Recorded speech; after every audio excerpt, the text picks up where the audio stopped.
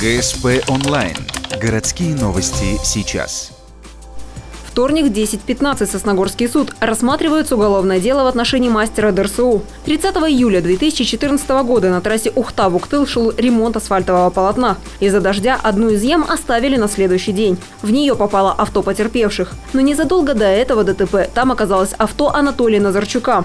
Скорость меньше 60 км в час. Не торопился, так как в этом месте регулярно встречал пешеходов. Водительский стаж около 30 лет. Но несмотря на все, препятствие заметил, когда до него оставалось 30 метров. Результат – погнутый диск правого переднего колеса.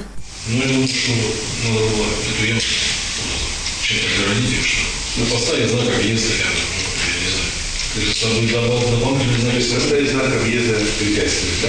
Все равно она вращается, дорожная разметка там сплошная. Если я даже, там я никак не вижу, у меня встречные шли машины, не поток машин.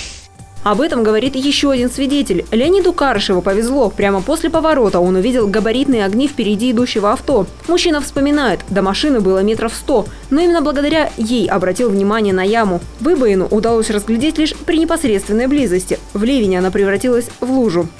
Из-за дождя приостановлены работы. Должны ли они были на время приостановки работы засыпать щебнем эту яму или нет? По действующей инструкции. Вы знаете, согласно ГОСТам, по идее, это нельзя оставлять дорогу, если превышает 5 сантиметров, согласно ГОСТу. Судебное разбирательство продолжится на следующий день. В планах допросить оставшихся свидетелей.